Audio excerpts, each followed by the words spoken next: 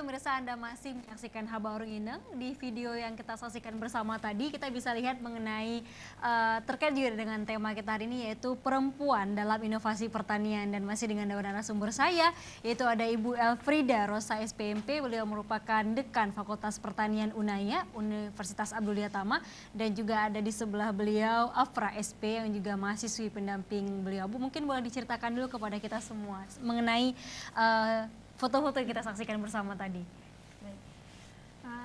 Seperti yang sudah kita lihat video tadi, itu beberapa kegiatan yang telah dilaksanakan oleh mahasiswa Fakultas Pertanian Abdul-Yatama.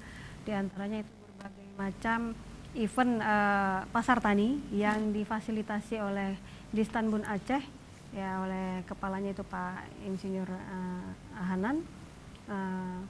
Itu diadakan setiap 1 bulan, itu 2 kali, di minggu pertama dan minggu kedua di hari Rabu. Jadi waktu itu awalnya saya diundang pada waktu pembukaan di tahun 2018, saya lupa itu sekitar bulan September kalau nggak salah, atau Agustus. Jadi diundang saya waktu pembukaan, jadi saya tertarik dengan event tersebut. Di mana di situ hanya petani-petani, ibu-ibu, bapak-bapak yang berjualan, tetapi saya belum melihat itu ada mahasiswa.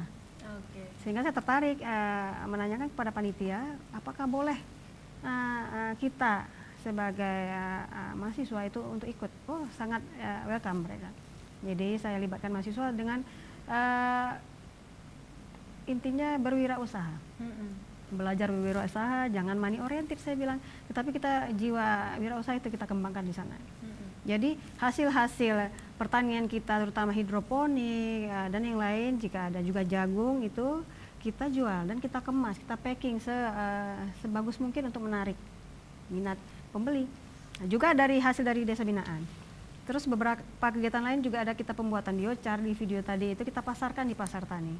Biochar itu arang hayati yang kita hasilkan dari biomasa limbah pertanian, yaitu sekam padi, hasil dari kilang-kilang padi yang di Aceh besar itu sangat banyak dihasilkan dan terbuang jadi limbah. Jadi kita manfaatkan itu, bagaimana caranya dapat menghasilkan, dapat dimanfaatkan sehingga bermanfaat. Ya, itu juga ada pembuatan kompos dan sebagainya, itu kita beri label. Itu menunjukkan identitas bahwa itu kita yang buat. Memang prosesnya masih konvensional, metode pembakaran, tetapi sudah mulai kita kembangkan dengan inovasi teknologi yang sedikit lebih maju, dengan kita buat reaktor untuk pembakaran, itu metode pirolisis atau pembakaran tidak sempurna untuk mengurangi polusi udara. Asap yang dihasilkan itu kan menghasilkan CO2 yang mungkin dapat membuat polusi di udara itu. Saya mau ke mahasiswa nih, gimana nih pandangan Afrah terkait tadi kegiatan juga ataupun pengembangan inovasi dalam bidang pertanian khususnya? Kami di mahasiswanya, kami banyak dilibatkan misalnya di BPTP, di dinas. Itu bagi kami adalah itu ilmu yang baru untuk kami. Jadi di saat kami ke lapangan, kami bisa melihat langsung bagaimana seorang petani menanam, prosesnya. Dan kalau misalkan kami di kampus cuma materi yang diterapkan sama dosennya. Kalau kami keluar dari kampus, kami bisa melihat langsung. Langsung praktek ya, langsung lihat dari petani. Apa aja yang ingin didapatkan kalau langsung ke lapangan seperti itu? Kemarin ada dari BPTP tanam padi perdana, mengenai teknologi yang ada saat ini. Seperti kemarin ada tanam padi jarwo pakai mesin. Jadi kan itu teknologi yang baru. Tapi hasilnya pas kami untuk dipanen meningkat daripada yang nanam pakai tangan. Baik. Kita bicara inovasi kan, seperti yang kita sampaikan, kemudian yang kita tahu bahwasannya bicara inovasi bicara hal yang baru, Ibu. Seperti apa kemudian inovasi-inovasi lainnya yang kemudian sudah berkembang di Aceh dan untuk masyarakat yang bisa digunakan dalam penerapannya?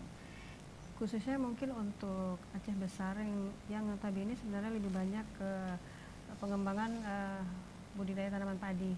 Ya, itu sudah diperkenalkan kemarin inovasi Alsintan, alat mesin pertanian itu seperti transplanter untuk penanaman padi.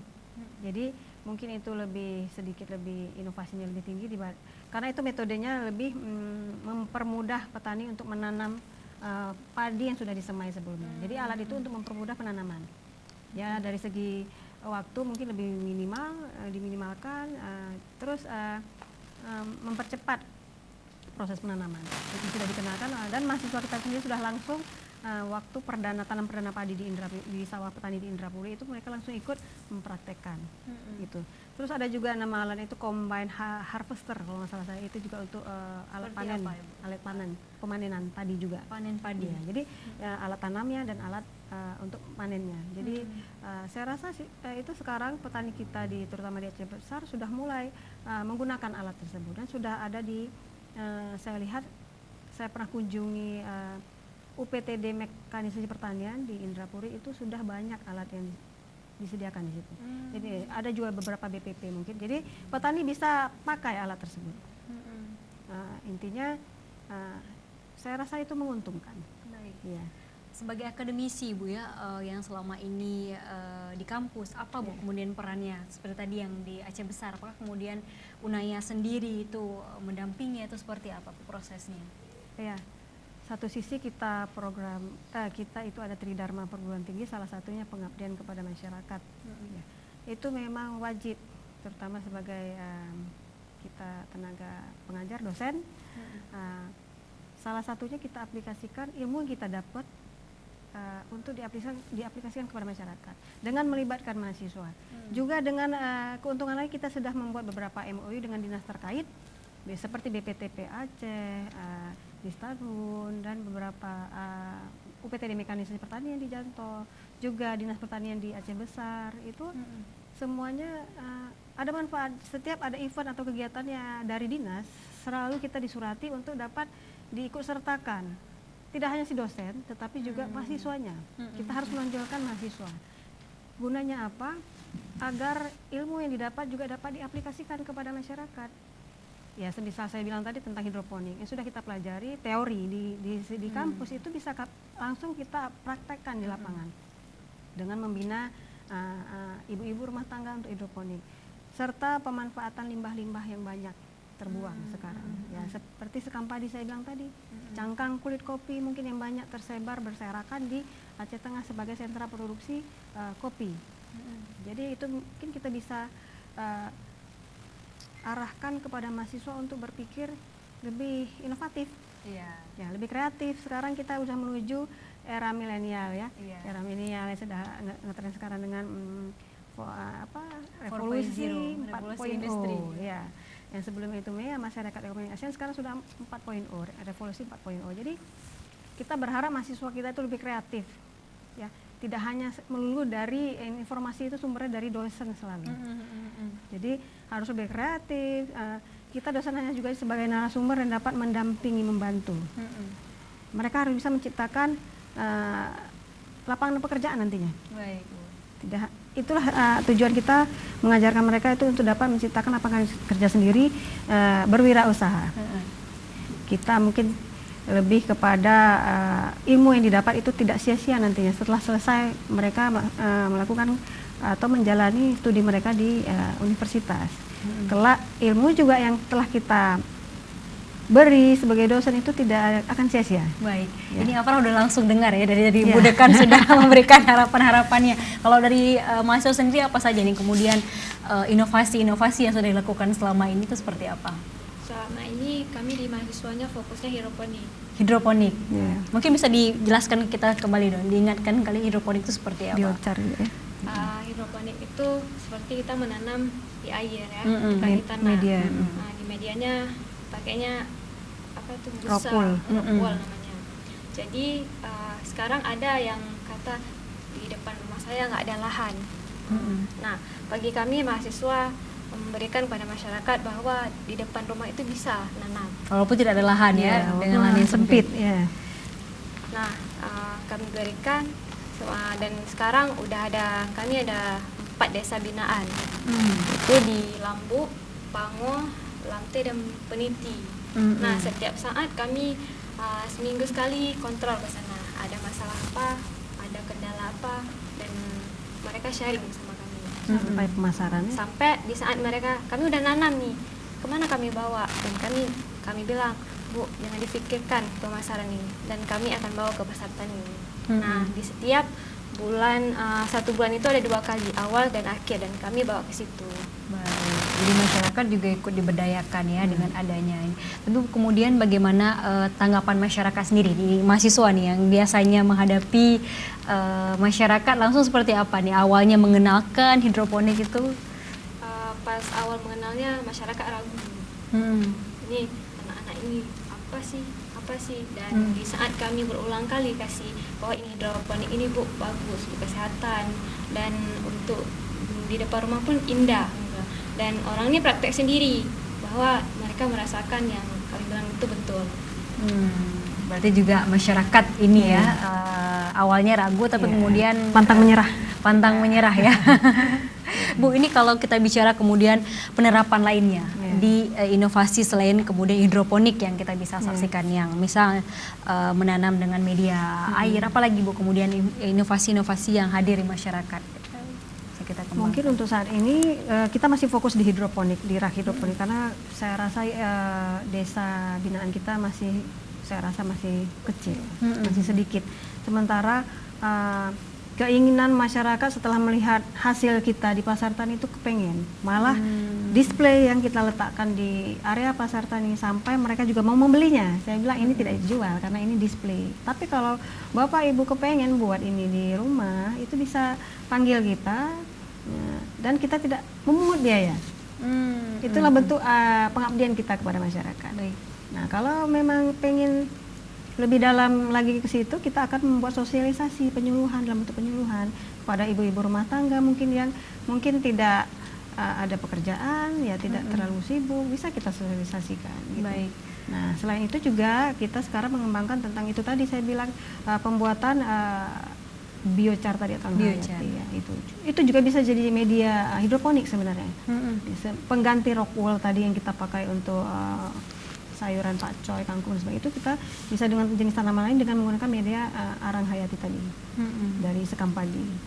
Jadi dan itu masih mungkin belum terlalu luas kita sosialisasikan, masih tahap juga penelitian-penelitian mahasiswa kita gunakan itu untuk akan kita kembangkan selanjutnya kita kenalkan kepada masyarakat.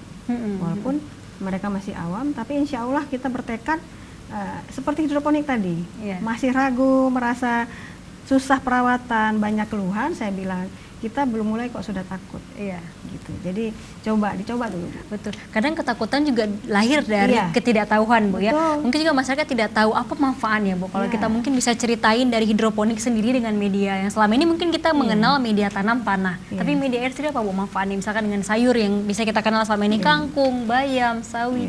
Itu apa saja, Bu, manfaatnya? Pertama mungkin ini juga dari hasil-hasil pendapat-pendapat yang sudah pernah mengkonsumsi sayuran hidroponik terutama ya.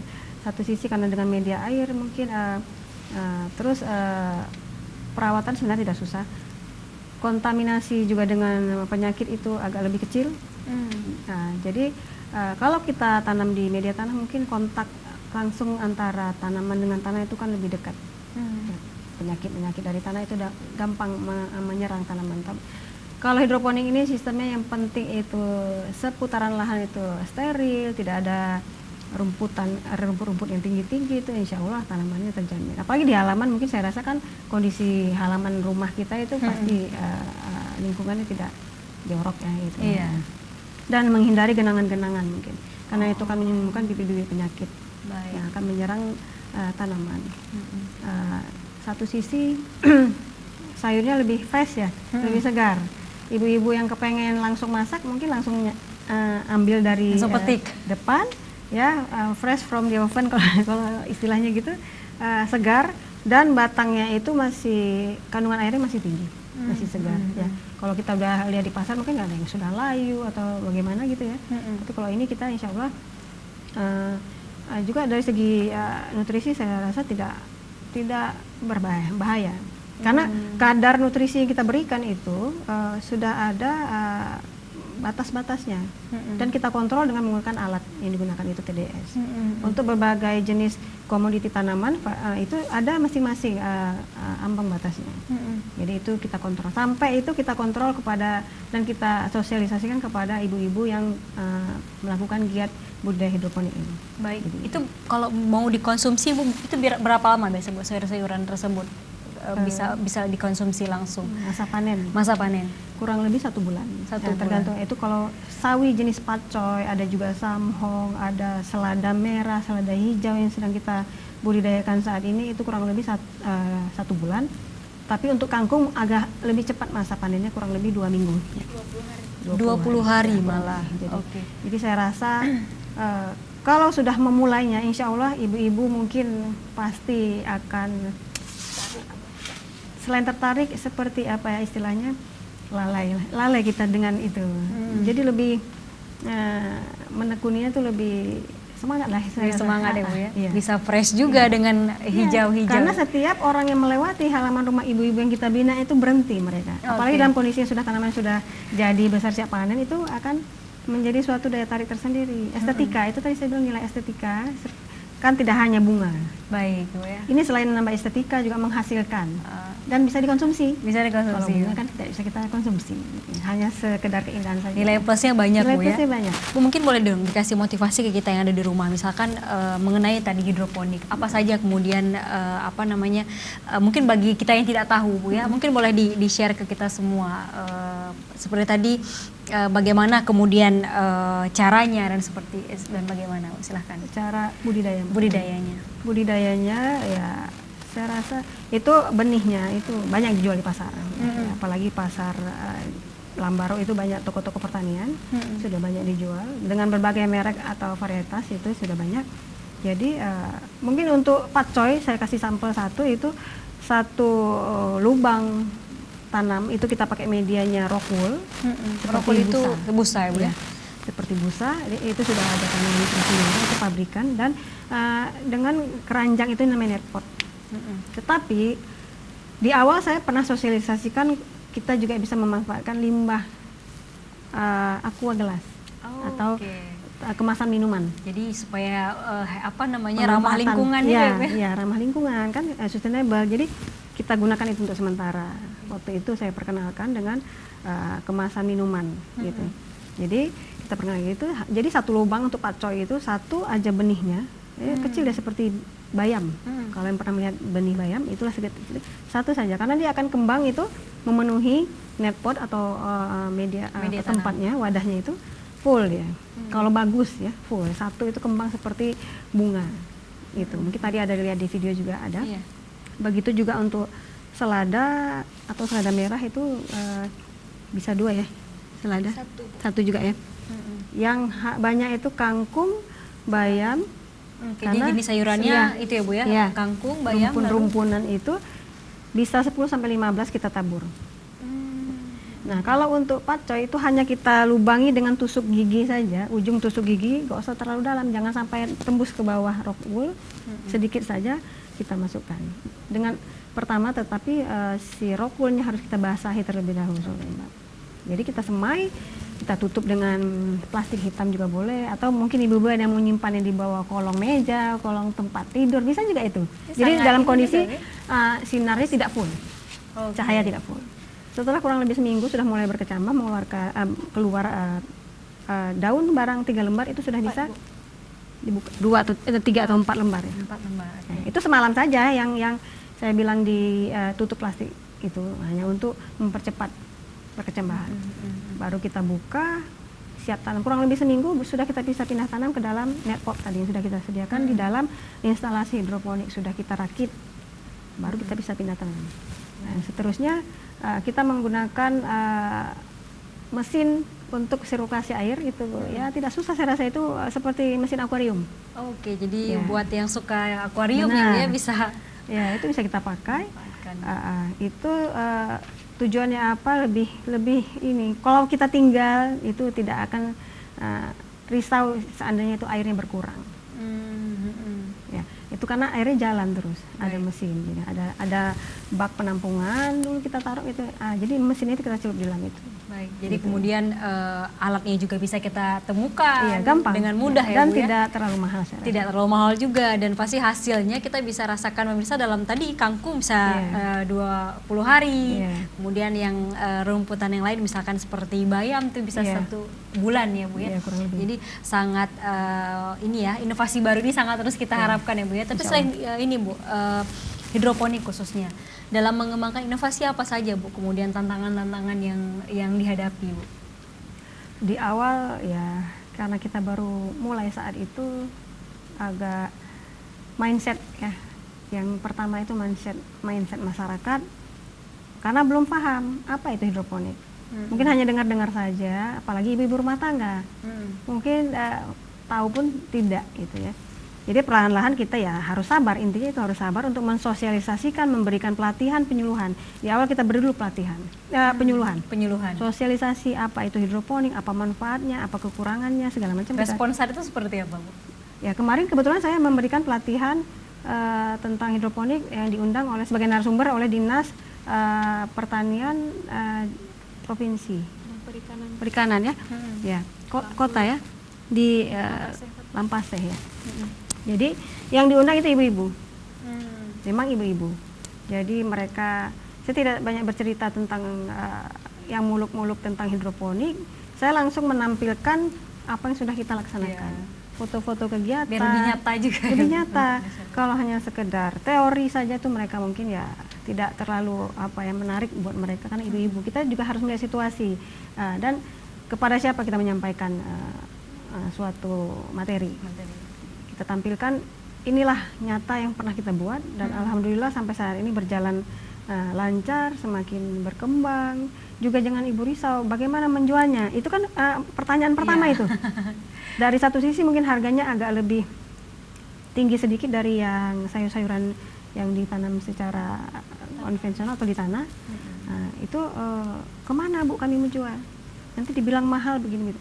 Insya Allah Ibu bisa hubungi saya, tim saya, mahasiswa saya yang sudah saya bina untuk kemana akan dipasarkan. Baik. Jadi saya bilang saya bukan memberikan janji yang muluk, tetapi itu sudah kita laksanakan. Ada beberapa desa binaan 4 kurang lebih itu semuanya kita tampung sayurnya. Dan alhamdulillah mereka sekarang sangat bersemangat. Belum waktunya pasar tani malah sudah menelpon saya, Bu, sayurnya kemana dijual? Kebetulan juga kita di lingkungan Buliyatama awalnya kita pasarkan di lingkungan kampus. Kampus, oke. Ya, mahasiswa saya ajarkan untuk menjadi petani, tetapi ya nggak perlu gengsi saya bilang. Ya memang pertanian Iya, ya Bu ya. pertanian itulah kerja kita, saya bilang gitu. Jadi pasarkan kecil-kecilan dulu di lingkungan kampus, dosen-dosen yang seputaran kantin kampus itu. Dan alhamdulillah respon sangat ya memuaskan. Kalau Afra gimana Pra? Jadi petani kah nanti?